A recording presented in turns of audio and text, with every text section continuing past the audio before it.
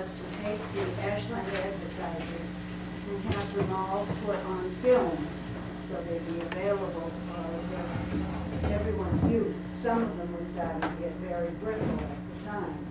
And in preparation for doing that, Cynthia Winterhalter, who was curator at the time, and I was helping her, well, the two of us had to go through all the newspapers, count the pages, measure the size, tell what condition they were in, because a few of the copies somebody just put poems and the like out of, and get them ready to send in.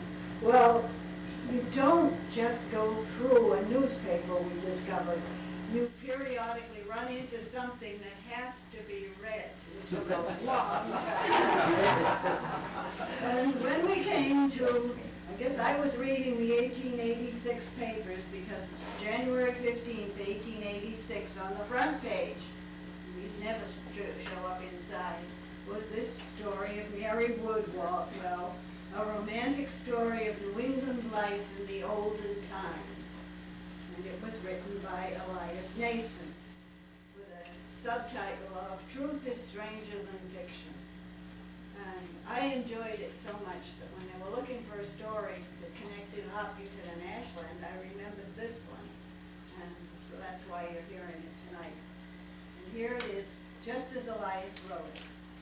On the southern slope of Magunko, a beautiful eminence in Ashland, Mass., where Reverend John Eliot had an Indian church and where the celebrated Charles Henry Franklin subsequently built his elegant country seat, a young farmer, David Woodwell, had made a clearing in the forest and established his abode.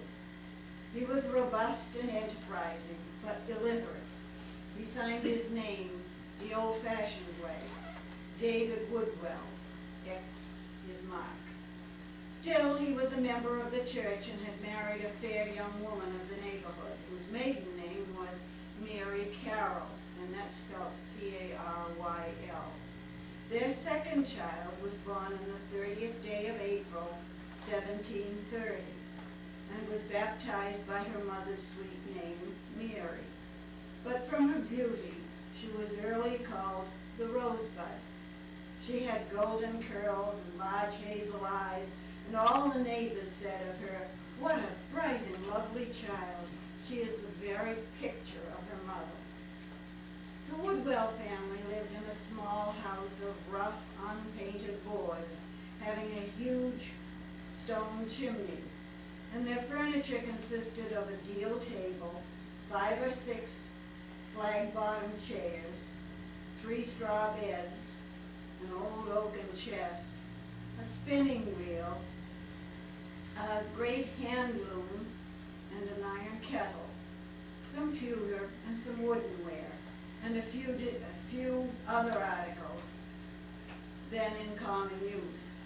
Mrs. Woodwell was a descendant of the Reverend Joseph Carroll, who wrote a commentary on the book of Job, and had received a much better education than her husband, so that in this humble dwelling in Magunko, there might have been the aforesaid commentary, a well-worn copy of a Bible, a horn book, the New England Primer with its homely cuts and rustic rhymes, together with the Assembly's Catechism, which Mr. Woodwell called the ladder whose rugged steps led to the gate of heaven. At her mother's knee, Rosebud very soon learned to tell the letters from the horn book, and also to repeat the catechism, together with some uncouth rhymes from the Bay Psalm book, such as, "The rivers on of Babylon, these were where we did set down, yet even then we mourned when we remembered Zion." She listened with a child's wonder to the stories of the Salem witches, some of whom her father, for he came from Beverly, had seen, and also his accounts of the assaults of the red men on the early settlers.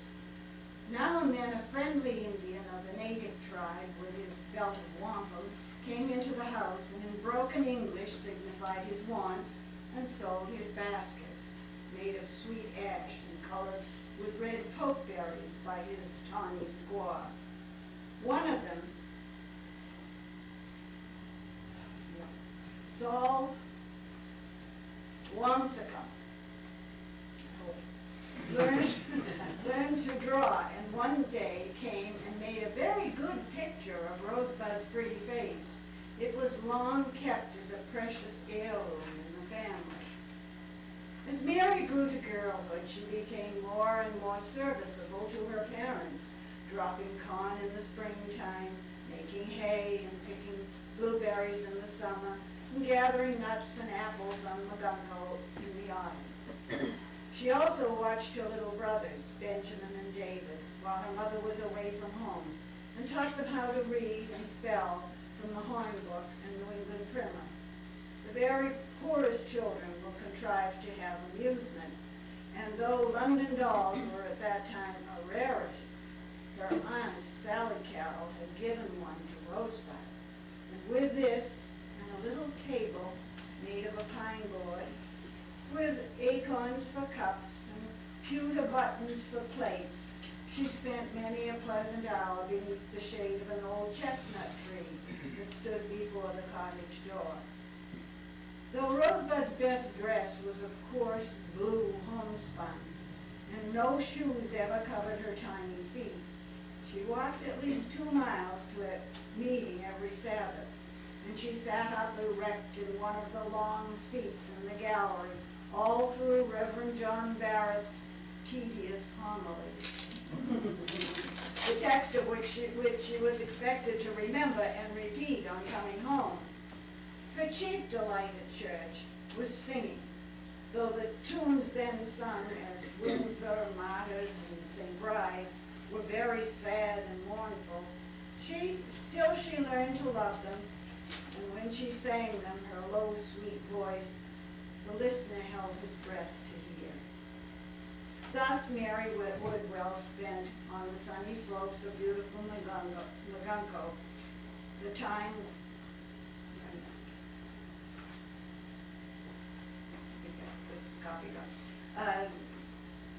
as a bud of promise, yet untouched by the chilling frost. The first 10 years of her existence, it's just a very long sentence of type you get in these pieces.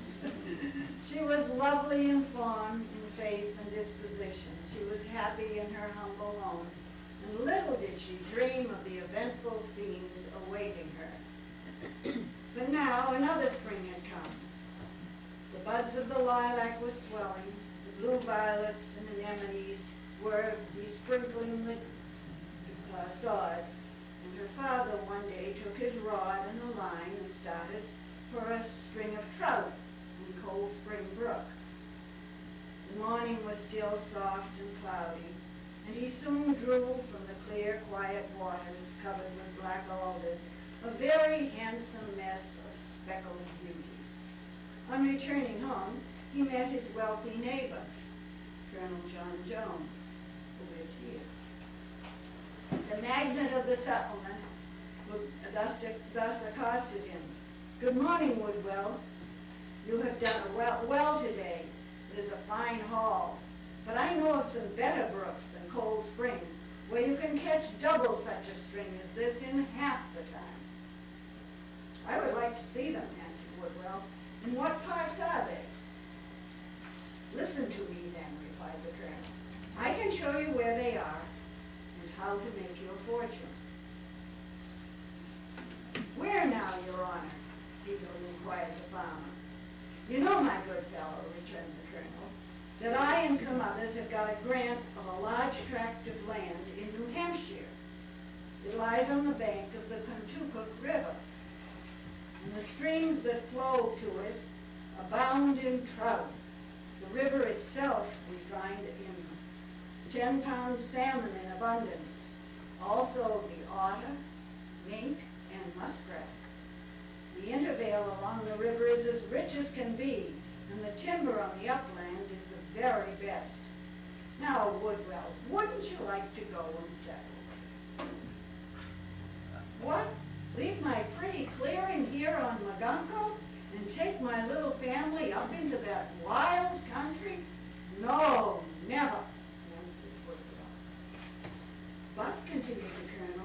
some of your neighbors and some of my sons, you know, have already gone, and you can have as much land as you want for a song.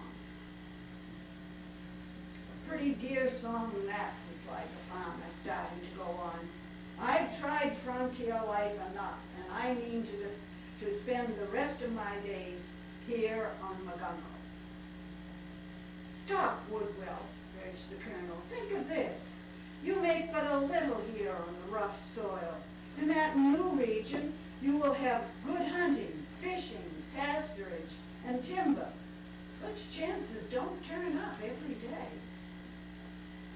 But the savages, continued Woodwell. How could I expose the heads of my dear children to the tomahawk? Oh, sure, replied Ned. The savages are at peace with us. The wars are over. Since Lowell's fight with Paugus, the Indians have been, and they will be, quiet. You can trade with them, make money by them. You've nothing to fear.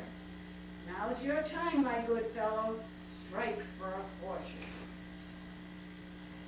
Woodwell hastened home with his fish, and Rosebud met him at the door, her bright eyes sparkling brighter at the sight of the long, clustering bunch of speckled trout. She carried them to her mother, who soon had them dressed, fried, and served up with Indian cake for dinner. When they were all seated at the table, and the blessing had been made, the husband told his wife what Colonel Jones had said about the land, the wood, the streams, and the fish of number 5, as the new settlement was then called, and added, now, wife, shall we pull up stakes and go? No, replied his wife at once. We have good trout brooks here. Our land is rich enough. My father's family is here. Our home is pleasant. We have all our hearts can wish. Why should we go up in the wilderness just to begin another clearing? But then, continued Woodwell, just for the sake of talking, the land is so much better there. You can have trout for dinner every day. And some of our friends, you know, have gone, and others are going. We shall not be alone. Where you go, David, I shall go, replied his faithful wife. But where can we ever find a lonelier spot than this Magungo? And how could the children bear so long a journey? I am contented where we are, so let us think no more about it. Well, said Woodwell, turning to his hazel-eyed daughter, who had been listening to every word with deep attention. What do you think of it, Rosebud? Shall we pack up our things and move? I shall go wherever my mother goes, replied the girl, brushing back her golden locks. But I have heard Uncle Samuel say that the wild Indians and the great black bears live in New Hampshire. I'd rather stay here on Magungo, for I know where all the blue violets are. Woodwell then went out to work upon his farm, considering as he rolled the rocks into a wall what Colonel Jones had laid before him. He loved his home and his family as well he might. But he loved money also. And as a bewildering dream, the trout brooks and such rich intervale lands of the Kentucky River haunted his imagination and led him into a brown study, as they used to call a season of absorbing thought. Some few days afterwards, Colonel Jones, attended by a stranger, came riding up to Woodwell's door. I brought with me, said the colonel, my friend Mr. Barnard of Framingham, to buy your farm. Now is the time to sell out here and go with some of our neighbors to try the trout brooks on number 5. Alighting from their horses, they ascended Magungo, visited the old fort and the site of Mr. Elliott's Indian church, and surveyed the beautiful valley with its intermingling streams, where now stands the their village of Ashland. Mr. Barnett was delighted with the prospect, and ascending, offered Woodwell a most tempting sum of money for his farm. "If my wife is willing," said the owner, "you shall have it, Mr. Barnett." A lover of money and adventure, Woodwell again, with homely but persuasive language, laid the case before his wife, yet more considerate that she still opposed the sale of their beloved homestead. "Here," said she, "in the sight of this hill we were married. Here is the birthplace of our dear children. Here are the trees our hands have planted. Here our friends and kindred live. Yonder is the meeting house and the minister we love. And why should we remove we know not where?" "Yes, dear wife," replied her husband, "I love as well as you, Madunko, but other places are still better. The colonel offers me a larger farm for half the money I shall get for this, and the Kimballs, Nallans, Bixbys, Burbanks, Stones, and others have sold and out and gone, and more are going. Let us go also." With some strange presentiment of ill, Mrs. Woodwell finally assented to her husband's scheme. He sold his clearing on Madunko for a handsome sum in cash to Mr. Barnett, and then bought of Colonel Jones a tract of land near Putney's Hill, south of the Contoocook River, in number 5, since known as Hopkinton, New Hampshire. It was now, for some time, nothing but hurry and confusion in the little Woodwell family, and hopes of seeing the rich lands of the Contoocook Valley were mingled with sad regrets at leaving the bright scenes of the beloved Madunko. The journey through the wilderness must be long and wearisome, and they would find no house in readiness to receive them on arriving at their point of destination. It was arranged that Woodwell, on foot, should drive the sheep and cattle, and his wife and Rosebud should ride on horseback, one behind the other, and that the boys would follow in an ox cart with the goods and chattels. Having prepared food sufficient for the journey, and had bidden their friends goodbye, the little party, one fine May morning, started on their toilsome way.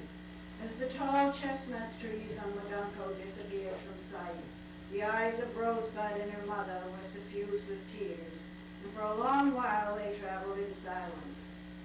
Arriving at Concord about nightfall, they encamped beneath an old elm tree in the vicinity of that bridge over the Concord River, when many years afterwards the first resistance was made with arms against British tyranny. Proceeding thence early the next morning, they passed through the elevated town of Billerica, saw the graves of those who had been massacred by the Indians, and arrived that night at Dunstable, where they first caught a view of the majestic Merrimack River, and where they were most hospitably entertained by Jonathan Ting, I think that's T-Y-N-G, Esquire. His lady presented Rosebud a blue ribbon for binding her golden hair. Rising early the next morning, the little group moved slowly along the bank of the great river by the homestead of the famous Captain Lowell, killed in the fight with Paugus, and reached towards night a lonely spot where, in 1724, a bloody conflict had occurred between the whites and the savages. Here Woodwell made of pine boughs and blankets a quite comfortable tent, and having partaken of their frugal supper and sung their evening hymn, the little family slept undisturbed amidst the solitary wilderness. Proceeding on their way when the morning broke, they arrived just as the sun was setting at the famous falls of Amoskeag, where the great industrial city of Manchester now stands. It was then a wild and desolate spot, but the waters rushed headlong over the huge masses of granite rock, and roaring as they dashed and foamed along, were a novel sight to Rosebud. So fascinated was she with the scene that the deep shades of evening had come over her before her mother could persuade her to come into the tent for rest. Starting early the next morning, the little company left the foaming cataract and by a northwesterly course pursued their way through the dense forest. The father felling now and then a tree so the cart could pass, and they came to a cool, clear spring of water where they halted for their noon repast. While seated there, a tall, somber-looking Indian, clad in furs and with a musket in his arm, came slowly to them. The children trembled at the sight, and Woodwell went to the ox cart for his gun, but the savage made signs of peace. He pointed to the settlement, then fixing his keen black eye on Rosebud, ejaculated, "White Wing," and soon disappeared in the forest. Then, making their way slowly over hills and streams, the little band of emigrants arrived long after sunset, very worn and weary, at the settlement of number 5. They were warmly welcomed by their former neighbors, who'd already made a large clearing in the wilderness and erected several neat log houses. Entering one of them, the Woodwell family were provided with a generous supper, and after recounting some of the incidents on their journey, they learned that the Indian who came up to them bore the name of Penos. They retired to their beds in readiness and soon sank into a most profound repose. With the assistance of his neighbors, Woodwell in a short time constructed in the vicinity of Putney's Hill a strong and convenient house of logs. It stood on rising ground near a little brook that went singing away into the Kentucky River. Here the family found a snug and pleasant home. But they had to endure the hardships of the wilderness. They knew but little luxuries the citizens of this place now enjoyed. Number 5 was a frontier settlement. There was no clearing of any consequence between it and the French of Canada. The vast regions towards the south and west, now so well cultivated, were then occupied only by wild beasts and prowling savages. A few of the settlers of number 5 had begun to erect frame houses. A small fort had been raised on Putney's Hill, and Mr. Kimball's house, between it and the river, had been fitted for a garrison house. The roads, as yet, were only bridle paths or Indian trails, and the cattle were allowed to run at large.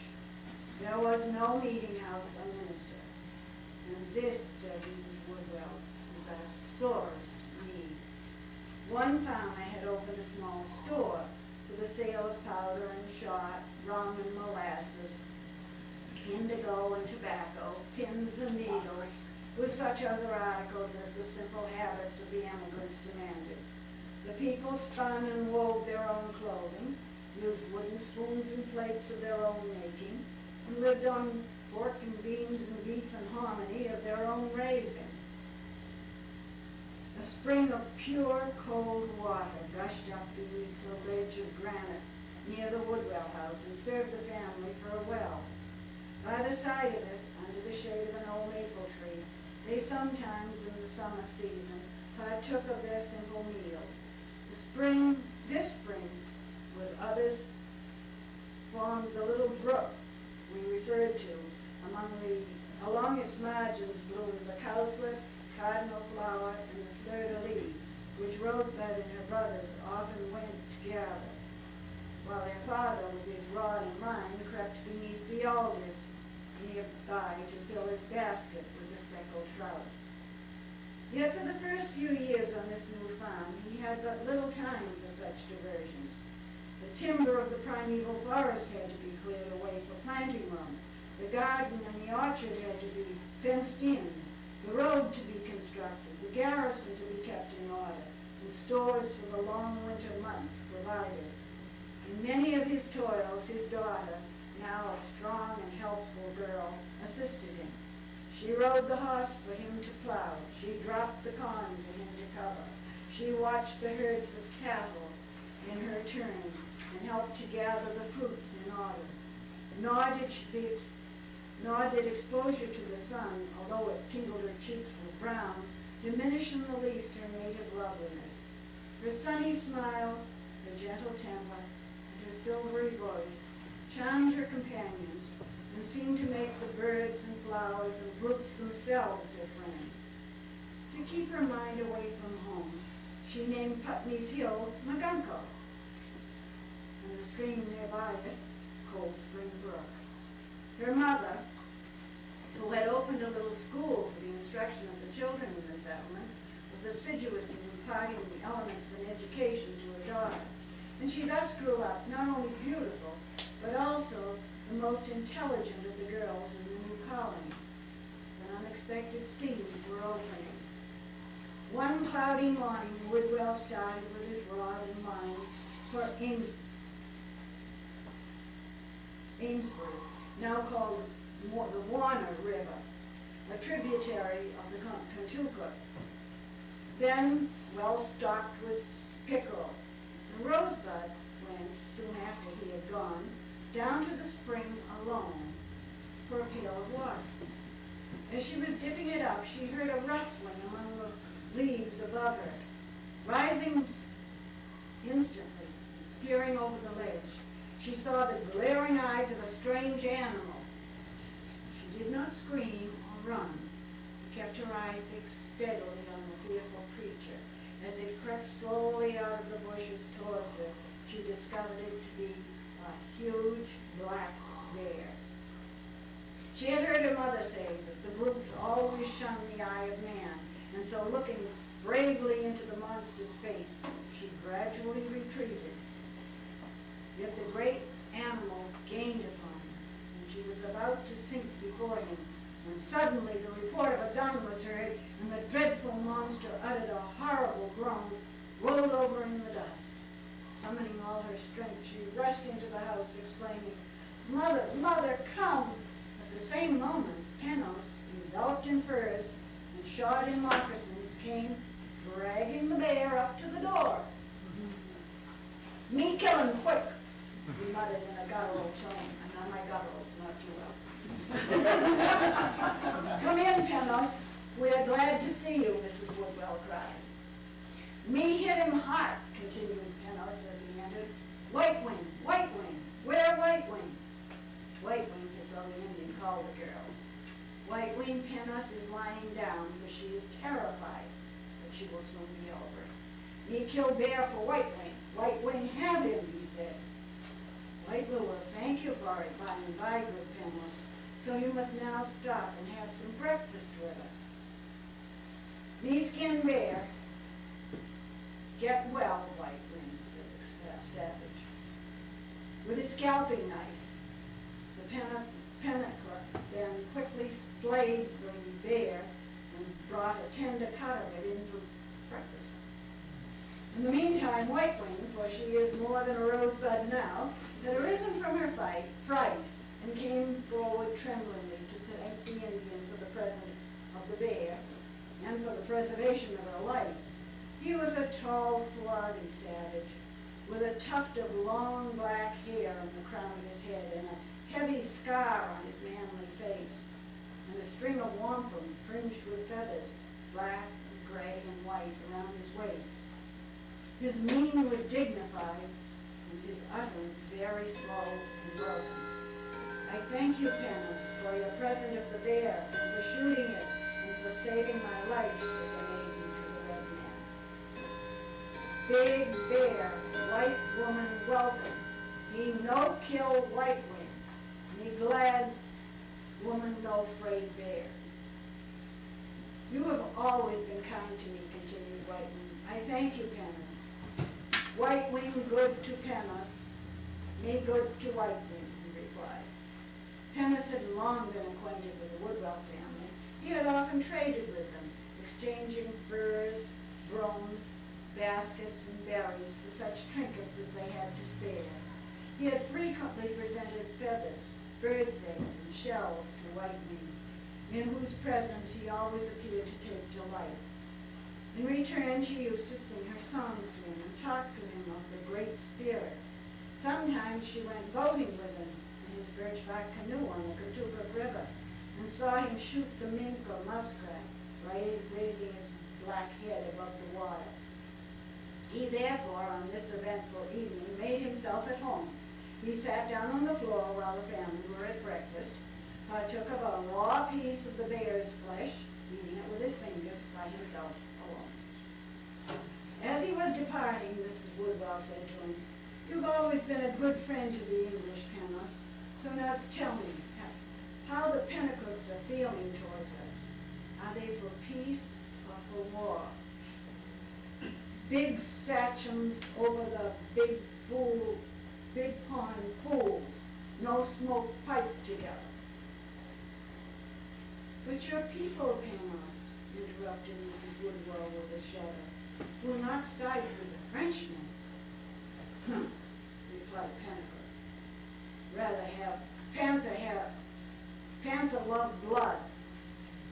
I understand you, Penrose. But what is to become of us if you take up the tomahawk?" "Me English, me no kill white man," exclaimed the savage. "But what are we to do, good Penrose?" said Mrs. Woodwell with a quivering lip. "Lynx eye open, gun forth," replied Indian, pointing to the garrison house nearby. "Me English," and that's spelled E-N-G-L-E-S-E. A flood of tears bespoke the anguish of the mother as Penrose departed, and the children clung around her, weeping also.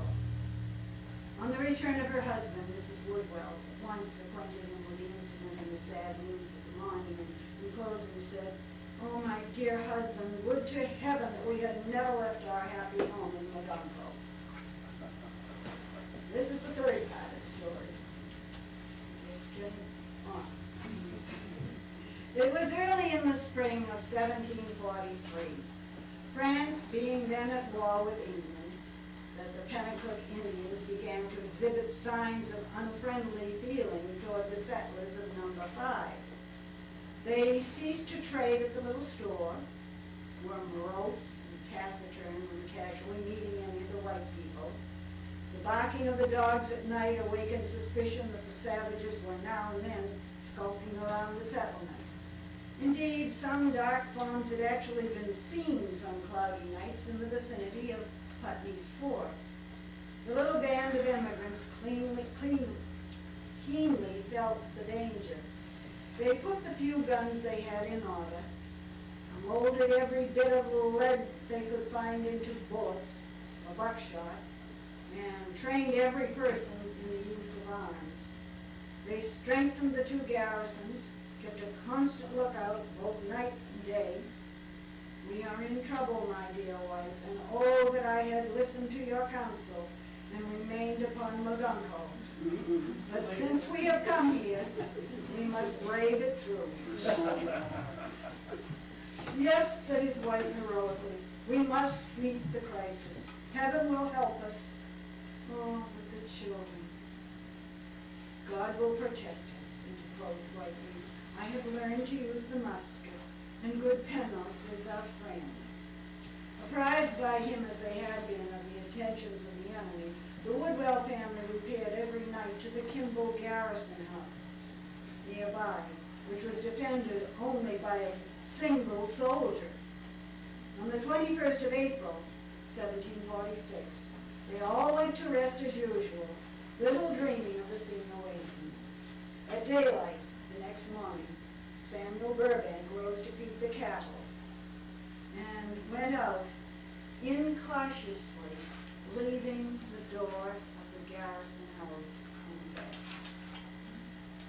The people were in bed and sound asleep, and suddenly 6 Indians, armed with muskets, knives, and tomahawks, rushed in and took them prisoner.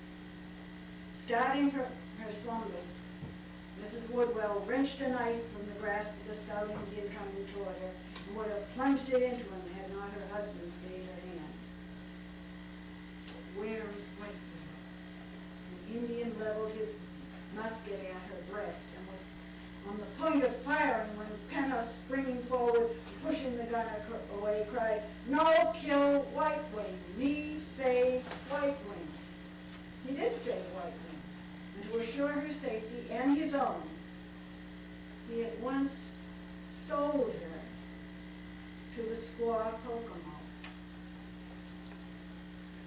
The Indians took from the garrison house that terrible morning 9 persons captive: Woodwell and his wife, their daughter, then but 9 days short of 16, her 3 brothers, Benjamin, Thomas, and David, together with Samuel Burbank, who committed the blunder, his 2 sons, Jonathan and Caleb. Mrs. Burbank and the soldier escaped captivity by concealing themselves in the snow. The Indians hurried away as quick as possible with their captives, half-clad and terrified, toward Canada. On foot with but little food and unfit to eat, the journey through the wilderness was to the prisoners one of great suffering, and the fear of being separated when they should arrive in Canada augmented it. One of the Woodville children sickened and died upon the way. And with many tears, they dug the little grave and buried it beneath an oak tree in the wilderness. White Wing then repeated a few passages of scripture and sang a blended strain over the little mound. She kissed away her mother's tears and encouraged them all to travel on, rejoicing in the Lord. When the captives arrived at St. Francis, Canada, the long-dreaded hour of separation came. Woodwell, his wife, and his 2 sons were conveyed down the St. Lawrence River to the prison at Quebec. And White Wing was detained to serve Kokomo at St. Francis. Here she was set hard with work, hoeing corn in the summer, picking cranberries in the autumn, making brooms, baskets, and snowshoes in the winter. Her mother died, as the records tell us, December 10th, 1746, a pious woman. Of this sad event, however, her captive daughter was not apprised till some months afterwards. The sprightliness and fidelity of White Wing gradually won the goodwill of Kokomo, and many little favors, such as boating on the river, coasting with a toboggan, and skating on the lake, were granted her. She missed her Bible, yet she had treasured many of its precious words in memory, and often repeated them in her long captivity. She also sang her favorite hymns for consolation. The filthy habits of the savages shocked her sensibilities, yet she endured them with a Christian spirit, arranging her own wretched garments tidily, and endeavored to keep things in Kokomo's wigwam clean and in some kind of order. She often pondered upon the bright scenes of her other early home amidst the chestnut trees of Magungo, and then musing on the certain lot of her dear parents and their little boys, she often burst into a flood of tears. On the cessation of hostilities between France and England by the Treaty of Peace at Aixlachapelle. I'm not good at French. Thank you. In 1748, the prisoners of war at Quebec were liberated, and Woodwell then immediately repaired to St. Francis, where he found his beloved daughter in good health and engaged in pounding corn for Kokomo's dinner. She rushed into his arms, exclaiming, "My dear father, my dear daughter, oh heavens, I have found you. Where is my mother?" "Gone, Mary, from the trouble to the God who gave her to me." "Yes, Mary, we shall meet her in the mansion," said her father, wiping away the teardrops from his daughter's cheek, and turning from her to conceal his own. "And brothers, Benjamin and David?" she inquired. "Both well and here," he replied. "Thank God for it," she replied fervently. "But such a lovely mother no child ever had." Here Kokomo entered. She was short, and stout, with long black hair and a very unpleasant face. She had on a white woolen blanket over a clean red skirt and sheepskin moccasins. She had also a bracelet of shells on each arm and a chain of gold beads around her neck, thick copper-colored neck. Woodwell remembered her and said, "Now, my good Kokomo, I am free. The wars are over. What will you take for my daughter?" "White-winged good servant, sir." Kokomo spoke in her broken way, an Indian, French, and English dialect. "Me no take nothing. Me keep white-winged toujours. And I'm going down to my old home, Kokomo, to get some money to buy her freedom. Now tell me just what you will sell her to me for." "Me no sell her, sir. C'est un bon enfant." And I'm going to give up the rest of the French. "She wants to go with me, Kokomo. How much shall I give you for her?" "Combien?"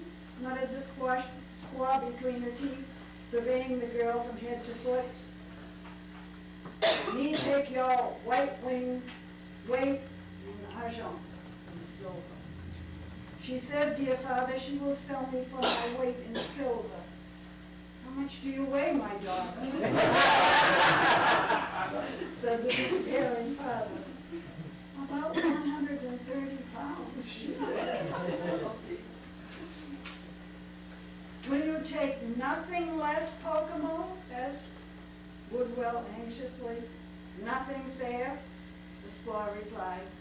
Then, after bringing in his boys to meet their sister, almost hopelessly, he repaired with the lads to Montreal in order to devise some means, if possible, for the redemption of his daughter.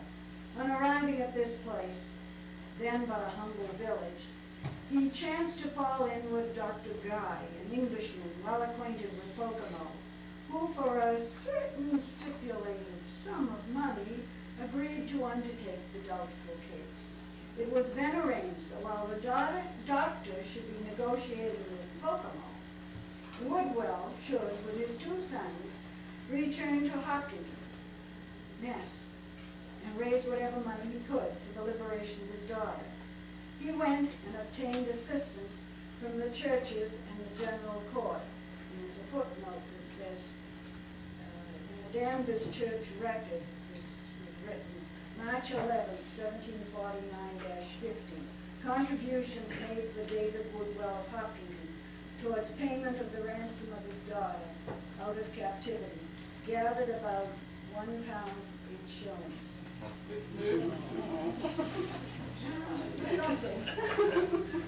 In the meantime, Mr. Guy established himself at St. Francis and visited the wigwam of Kokomo. He found her firm in her demand of White Wing's weight in silver for her ransom. The doctor then resorted to a stratagem. He secretly directed White Wing to reduce her weight by lessening the amount of food she ate. This had little effect.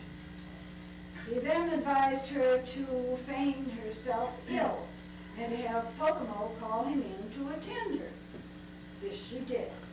The doctor gave her medicine, which soon deprived her of her strength and much alarmed Kokomo. "She is rapidly failing," said Dr. Guy to the anxious squaw. "What would you be willing to take a White Wing now?"